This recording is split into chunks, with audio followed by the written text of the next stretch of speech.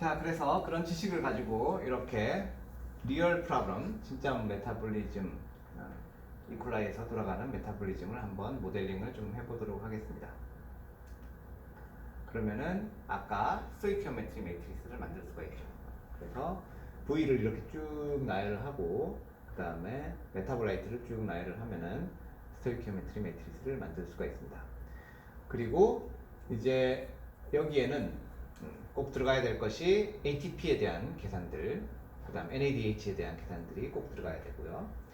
그 다음에 바이오매스로 가는 것도 계산이 돼야 됩니다. 바이오매스로 가는 것들은 아까 그 컨텐츠들을 다 계산을 한 다음에 그것들을 가지고 에스티메이션을 할 수가 있어요. 그래서 그렇게 에스티메이션 한 것이 이렇게 결과값으로 나와 있습니다. 뭐 프리커스에 따라서 이런 것들이 셀 매스가 얼마 정도 될 때 어느 정도 비율로 쓰이더라. 사실 비율이 중요한 거예요. 매트리스에서 행렬에서 요거를 뭐 100으로 나눈다든지 1000으로 나눈다든지 요 칼럼을 만으로 나눈다든지 그건 다 똑같은 행렬이 되거든요. 그런 행렬에 대한 몇 가지 룰들이 있어요. 그래서 이거는 뭐 숫자가 다 같이 크고 다 같이 작은 건 큰 의미가 없다. 어쨌든 대충 계산해 보면 뭐 이런 비율로 들어가게 된다는 거죠. 그 다음에 이게 이제 레스퍼레이션이라고 하는 것이 NADH를 소모하면서 ATP를 만드는 그 옥시더티브 포스포릴레이션을 나타내는 거고요. 그 다음에 그때 ATP가 만들어지는 것, 뭐 이런 것들을 이제 다 넣어가지고 대략적으로 19 바이 22, 19 곱하기 22 매트리스를 만들었습니다. 그러면은 19 곱하기 22 매트리스는 디그리 오브 프리덤이 몇 개죠? 3개죠. 그러면은 3개의 변수만 속도를 측정하면은 나머지 것들은 계산이 가능하다는 거죠. 그래서 3개를 쟀는데 글루코스는 글루코스 속도를 그냥 1로 놨어요. 노멀라이즈 해가지고. 그 다음 아세테이트 나오는 농도를 쟀고 그 다음에 CO2 발생하는 거를 쟀다고 합니다. CO2 발생하는 거 사실 기계만 있으면 잴 수 있어요. 한 1억짜리 기계 정도만 달면은 잴 수는 있지만 대부분 큰 의미는 없기 때문에 대부분 실험실이 이걸 재지는 않죠. 어쨌든 뭐 쟀다고 치고 이렇게 넣고 계산을 아까 같이 해볼 수가 있는 거죠. 그러면은 아까 그 매트리스에서 인트라셀룰라 메타볼릭 플럭스들을 에스티메이션을 할 수가 있게 되는 거죠. 그래서 이런 식으로 바이오매스 양은 굉장히 작아지죠. 이거를 여기다가 이제 곱하게 되는 거죠. 뭐 그렇게 되면은 실질적으로 바이오매스 플럭스를 이제 알 수가 있게 되는 거고 뭐 그렇게 됩니다. 그래서 이런 식의 플럭스 비율로 글루코스가 소모가 되더라, 사용이 되더라 이렇게 이해를 할 수가 있다는 거죠. 그래서 아이디얼 케이스에서는 충분히 이게 오퍼레이션이 가능합니다.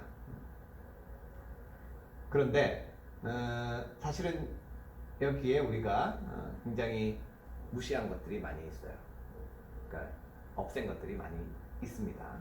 예를 들면 여기에 리버서블 리액션들 다 없앴고요. 그 다음에 글라이옥실레이트 션트 패스웨이도 없앴고 뭐 이런 것들을 많이 없앴어요. 그 문제는 조금 이따 다시 설명을 할 텐데 이걸 넣으면은 얘가 인버트 매트리스를 만들지 못해요. 인버트 매트리스를 만들지 못하는 상황은 어떤 거냐? 얘네들이 다 리니어리 디펜던트 해야지만 인버트 매트리스가 만들어져요. 풀 랭크 매트리스라고도 부르고 얘네들 중에 리니어리 디펜던트 한 것들 뭐 1000이고 2000 이런 것들은 리니어리 디펜던트 한 거죠. 그런 것들이 존재한다. 그 다음에 이것과 이것을 더하니까 이게 나오더라. 뭐 아니면 여기에 뭘 곱해가지고 이것과 더하니까 이게 나오더라. 이런 것들은 이제 리니어리 디펜던트 한 것들인데 그런 것들이 있으면 이 인버트 매트리스가 만들어지지가 않습니다. 그렇기 때문에 그런 것들을 지금 다 없앤 거거든요. 그러다 보니까 이게 사실은 정확한 값이 아니죠. 그런 것들을 다 넣고 나면은 이제 훨씬 더 V가 많아질 거라는 거죠. V가 많아지고 그렇게 되면은 이제 그 많은 변수들을 우리가 측정을 할 수가 없는 상황이 됩니다. 그렇게 되는 경우를 이제 언더 디터민드 상태라고 합니다. 그래서 대부분의 매트리스, 메타볼리즘 매트리스는 언더디터민드 상태가 돼요. 지금 이거는 우리가 여러 가지 가정을 해서 디그리 오브 프리덤을 다 잴 수 있다라고 이렇게 억지로 맞춘 거예요. 불가하다는 거죠. 어쨌든 뭐 이런 방법이 있다. 이거를 왜 이렇게 열심히 공부를 해? 여기 바로 나오네요. 여기에 보면 이런 것들이 이런 패스웨이도 포함을 시킬 수가 없고 이런 서큘러 패스웨이도 포함을 시킬 수가 없고 리버서블 패스웨이도 포함시킬 수가 없다. 아까 그런 식으로 계산을 하려면 그래서 그런 문제들을 가지고 있다는 거죠. 그럼에도 불구하고 이게 그렇기 때문에 또 이 넘버들이 아주 정확한 값은 아닙니다. 이런 다른 쪽으로 빠지는 것들을 지금 많이 무시한 거거든요. 그래서 이걸 정확하게 믿을 수는 없다는 거죠. 그럼에도 불구하고 이게 왜 필요한가? 여러 가지 엔지니어링 할 때 어떤 변화가 올 건지 대충 감을 잡을 수가 있다는 거예요. 그래서 그 예를 하나 보여드리겠습니다. 이 메타볼리즘 계산을 이렇게 했어요. 그러고 나서 PPC를 우리가 오버 익스프레션 시키면 어떻게 될까? 그러면은 여기 PPC가 있죠. 요거를 우리가 PPC를 오버 익스프레션 시켜가지고 요 플럭스를 높인다. 10% 정도 높인다. 오버 익스프레션 하면은 저쪽 플럭스가 10% 정도 높아질 것이다 라고 가정을 하는 거예요. 그거를 이제 메저먼트로 넣고 그 다음에 뭐 여러 가지 중에 레스퍼레이션이 크게 거기에는 변하지 않을 것이다 라고 가정을 하는 거죠. 그래서 요 세 가지를 가지고 앞에 걸 다시 계산을 해볼 수가 있는 거죠. 그러면은 거의 비슷하지만 좀 달라진 PPC를 오버 익스프레션 시킴으로 인해서 달라진 매트리스를 구할 수가 있게 되고 그 중에 우리가 측정하기 쉬운 아세테이트가 현저히 줄어들었다는 것을 알 수가 있습니다. 한 33% 정도 줄어들었다는 걸 알 수가 있고 사실 이게 97년에 나온 제임스 리아우 교수님 페이퍼에서 따왔는데 실제로 아세테이트가 상당히 줄어드는 거를 이제 증명을 하고 이 논문이 이제 마무리가 되고 있어요. 그래서 이런 인버스 엔지니어링이 가능하다. 우리가 어떤 시스템을 어널리시스 한 다음에 거기에 퍼터베이션을 주고 그 퍼터베이션을 줬을 때 이 시스템이 어떻게 변화하는지를 계산하는 것이 인버스 엔지니어링의 방법입니다. 처음부터 모든 시스템을 다 이렇게 완벽하게 모델링을 해나가는 것이 엔지니어링이라면 이제 그렇게 가기 힘들 때 뭐 예를 들면 자동차가 다 만들어졌는데 그 안에서 너무 복잡하니까 그렇게 측정을 하기 힘들 때 뭔가 하나를 변화를 시켜주면서 그것이 전체에 어떤 영향을 주는가를 보면서 어떤 문제가 있는지를 찾아나가는 것이 인버스 엔지니어링이라고 하는데 그런 것들을 이제 아까 같은 식으로 할 수가 있다는 거죠. 그래서 그런데 사실 그거는 잘 쓰이지는 않습니다. 아까 그 플럭스 메타볼릭 플럭스 어널리시스는 뭐 여러 가지 가정의 문제들이 있기 때문에 그런 거고 그래서 그 문제들을 해결할 수 없을까 하고 고민하다가 나온 것이 이제 플럭스 밸런스 어널리시스예요.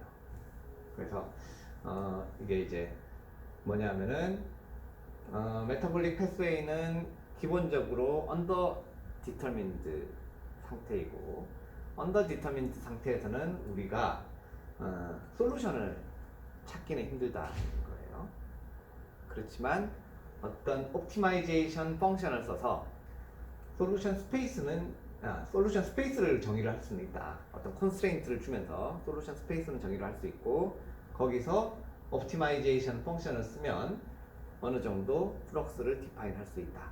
이것이 플럭스 밸런스 어널리시스고 1994년에 처음으로 논문이 나오게 됩니다.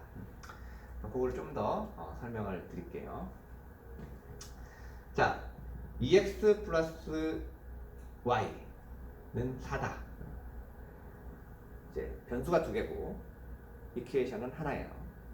전형적인 underdetermined problem입니다.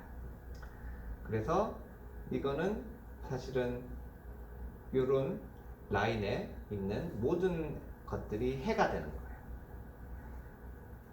거예요. 근데 이제 조건은 이거죠. x도 양이고 y도 양의 값을 갖는다. 그러면 여기 있는 것들이 모두가 해가 되는데 요 이퀘이션에 해가 되는데 이런 것들을 이제 솔루션 스페이스라고 부르는 거예요. 그러면 여기다가 요런 옵티마이제이션 펑션을 주는 거예요. 요 솔루션 해 중에 솔루션 스페이스 중에 요거를 맥시멈으로 만드는 것을 찾아봐라.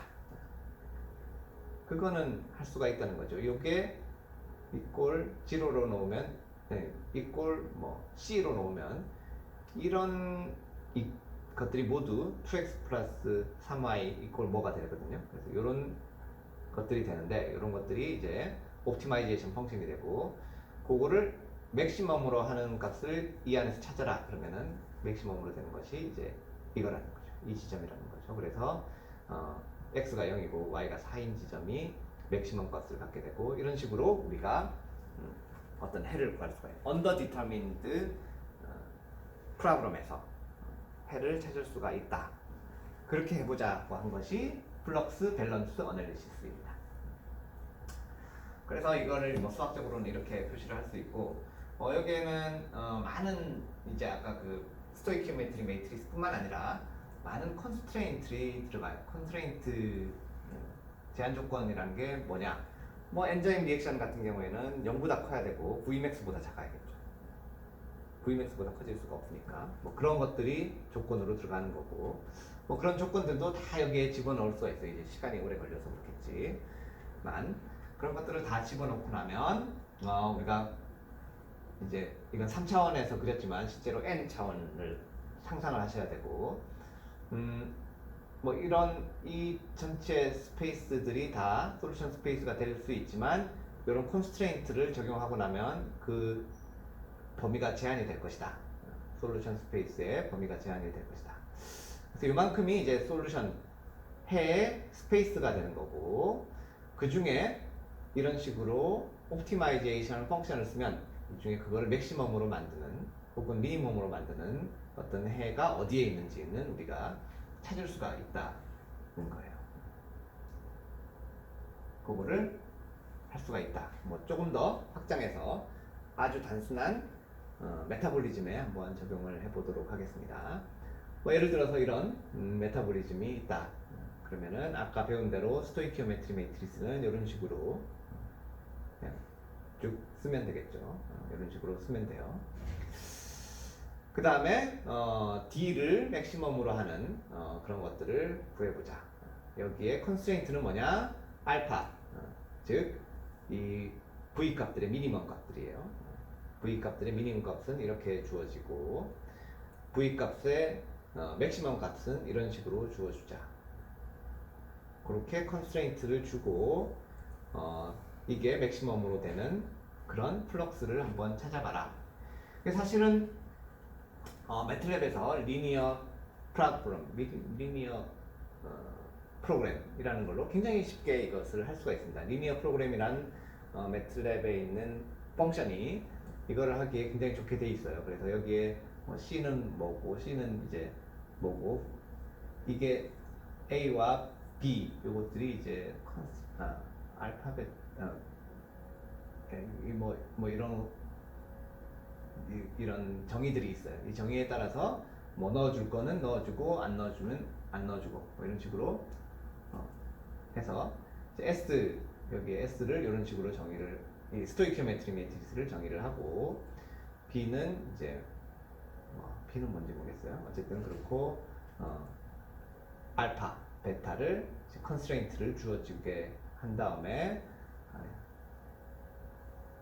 그 다음에 C를 아까 말한 오브젝티브 펑션으로 주고 그렇게 한 다음에 요거를 이런 식으로 프로그램만 하면은 그 C를 맥시멈으로 하는 그런 벡터가 나옵니다.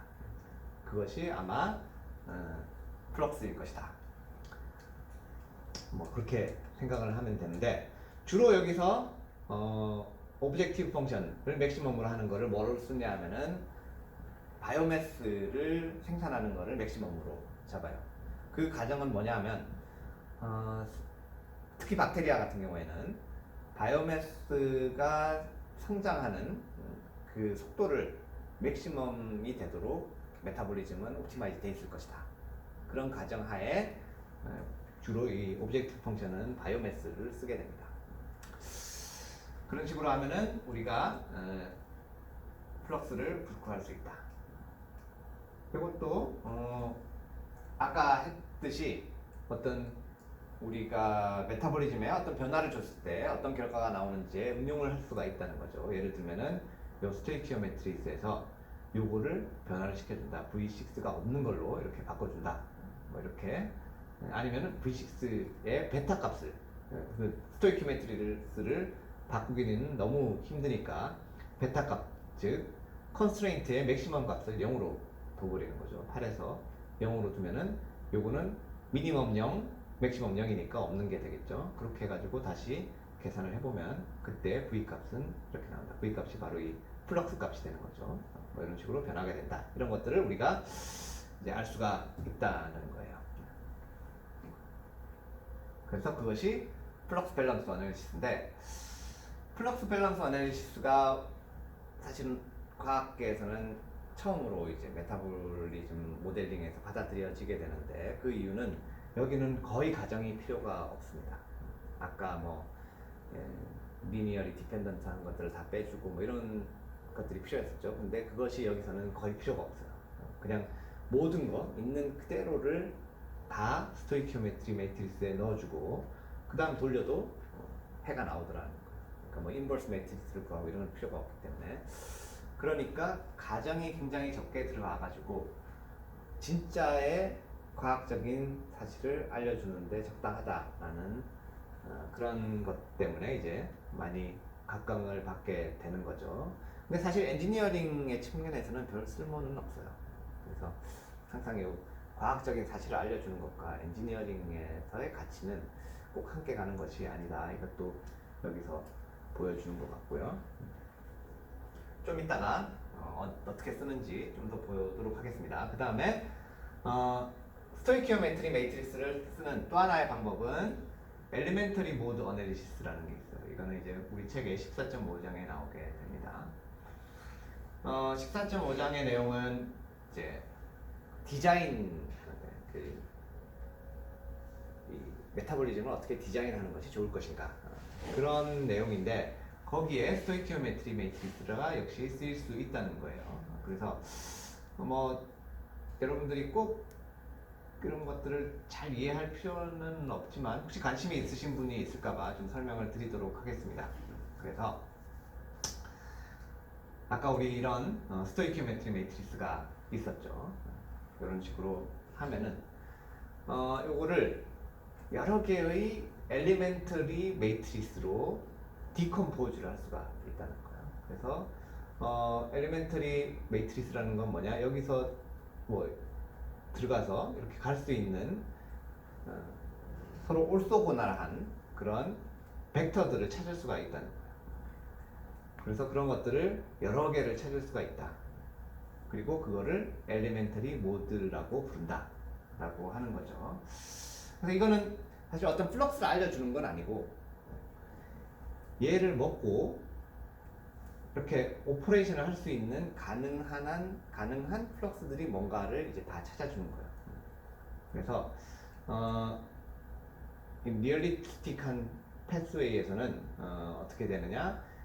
사실 얘가 어떻게 이 메타볼리즘을 오퍼레이션 하고 있는가, 그걸 알고 싶은 것이 아니라 얘가 이거를 메타볼리즘 할 수 있는 가능한 한 방법이 몇 개가 있는가, 이거를 알려주는 것이 엘리멘터리 모드 어널리시스라고 생각을 하시면 될 테고, 그러면 실제로 얘가 어떻게 오퍼레이션 하고 있느냐는 엘리멘터리 모드에 몇 개를 쓸 텐데 그 몇 개를 어떤 비율로 쓰고 있느냐를 꼭 하면 된다는 거죠. 여기 이제 그 설명이 약간 나왔던 것 같은데, 예를 들면은 우리가 엘리멘터리 모드를 모두 찾고 나면은 엘리멘터리 모드 1을 20% 쓰고 엘리멘터리 모드 2, 뭐 4를 50%를 쓰고 5를 30% 쓰고 이런 식으로 실제로는 오퍼레이션 하고 있다. 그러면은 이제 플럭스를 찾을 수가 있다. 뭐 이런 내용입니다.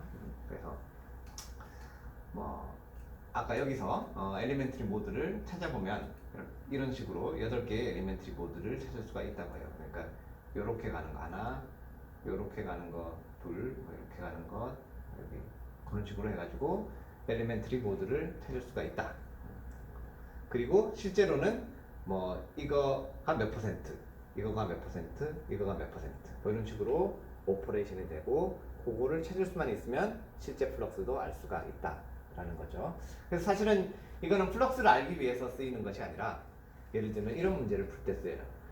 A가 D로 전환되기 위한 A가 A를 먹고 D를 최대한 많이 만들기 위한 가장 좋은 메타볼리즘 상태는 어떤 것이냐, 그거를 찾는 데 쓰인다고 보시면 되겠습니다. 그래서 예를 들면 이런 엘리멘터리 모드가 있다. 8개가 있는데 A에서 D로 보내는 가장 좋은 엘리멘터리 모드 어널리시스가 무엇일까? 1과 3는 아예 D로 안 가니까 안 되는 거고 2와 5번은 아예 A를 먹지 않으니까 이거는 아예 쓸 수가 없는 거죠. 이것들은 쓸 수가 없고 이렇게 4개를 이제 A에서 D로 보내는데 쓸 수가 있는데 이거는 별 의미가 없. 어디 갔지? 이렇게 4개를 이제 쓸 수가 있는데 그 중에 A를 D로 보내기 위한 가장 좋은 엘리멘트리 모드는 6번과 7번이다. 왜냐하면은 4번과 8번도 가능하지만 이거는 일드가 낮아진다는 거죠. 이걸 먹고 이것과 이걸 동시에 만들어야 되니까 일드가 낮아지니까 가장 좋은 엘리멘터리 모드는 이거다. 자, 그걸 알고 나면 어떻게 해야 되겠어요? 요거를 이제 구현하면 되는 거죠. 그 세포 안에다가 요 2개의 패스웨이만 쓸 수 있도록 구현을 하면 된다. 그러니까 이거는 디자인의 측면에 있어서 도움이 되는 어널리시스다라고 이렇게 얘기를 하고 있습니다. 실제로 가장 이런 개념을 처음 쓴 게 이제 95년인가에 나온 논문이고 이거 글루코스를 먹고 DHAP라는 아로마틱 아미노액시드의 전구체죠. 이거를 만드는데 이 엘리멘트리 모드를 적용을 시켜 본 겁니다. 그래서 엘리멘트리 모드를 이제 11개를 찾았고 그 11개를 가지고 이제 사실은 이거보다 훨씬 더 많아요. 훨씬 더 많은데 글루코스를 DHAP로 이제 보내는 것을 이렇게 찾은 것이 이 11개입니다. 그 11개를 가지고 DHAP를 생산했을 때 일드가 어떻게 되는지를 쭉 계산을 했어요. 그래서 11번 엘리멘트리 모드를 쓰는 것이 가장 일드를 많이 얻을 수 있다. 그러면은 이 11번을 그 다음부터 어떻게 구현할 것인가, 이거를 이제 할 수 있다. 것이 이제 이 엘리멘트리 모드 어널리시스의 개념이 되겠습니다.